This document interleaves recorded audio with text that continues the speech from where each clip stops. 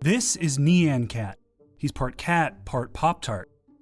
The gif of a rainbow-casting feline was a viral meme back in 2011.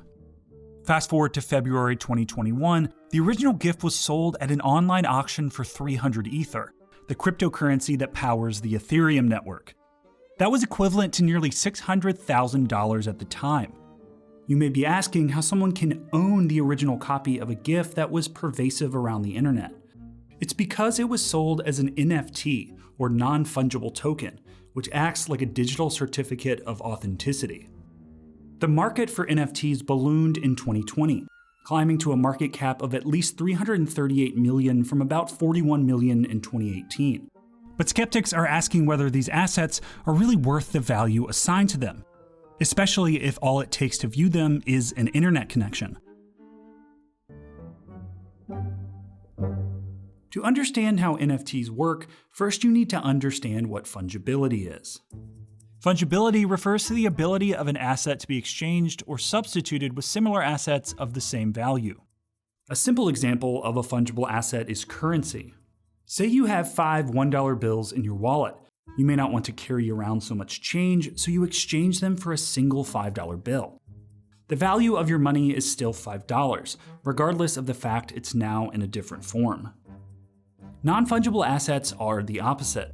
Each one is unique and can't be easily substituted for something similar. Think of the Mona Lisa.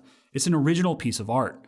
It couldn't be swapped out for, say, a Mona Lisa poster from the Louvre gift shop, because the poster doesn't hold the same value. The idea behind NFTs is that you have this digital signature in the way that a great work of art might bear the signature of the person who created it. So you can always go and look at the original and say, yes, this is the real one, this is authentic.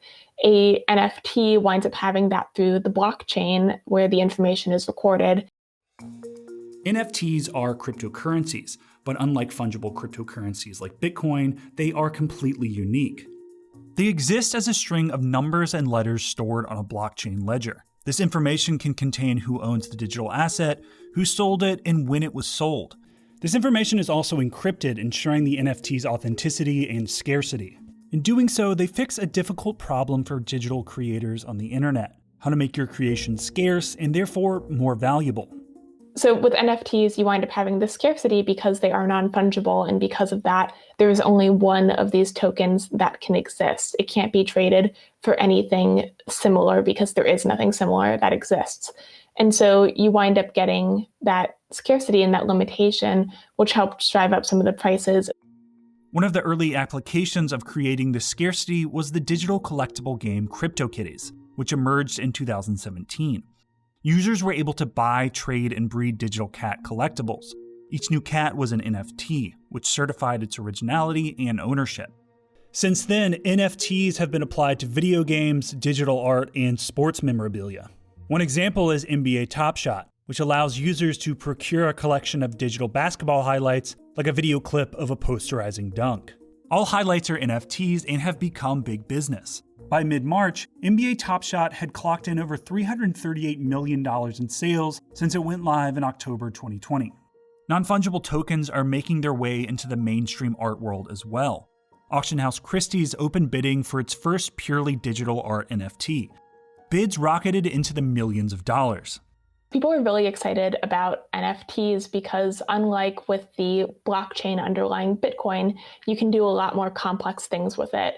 You can wind up setting terms within it, such as, the original creator, upon each resale of this asset, will get X amount, or you can take it and you can have an NFT that itself mints other NFTs, and it winds up having all of these really untested applications.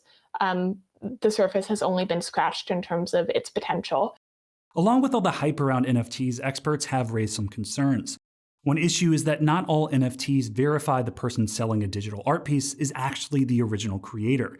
This is difficult, particularly in online marketplaces. One of the concerns is that anyone can essentially go on a lot of these marketplaces and say, I am the person who created this token, and it can be really hard to verify that, especially if you don't know who they actually are, or they're saying someone that they're not. And some are skeptical that ownership alone makes digital assets valuable. When it comes to digital art, a buyer owns the original digital painting. but the person can't keep others from copying the image and sharing or changing it online. You have had a lot of scams in cryptocurrencies just historically. And so the concern is that, people are hyping these up. They're saying like, go buy these NFTs. It's great. But in reality, there's always got to be a buyer for there to be a seller. And people might decide all of a sudden, let me cash in my profits, and someone's going to be stuck holding the bag.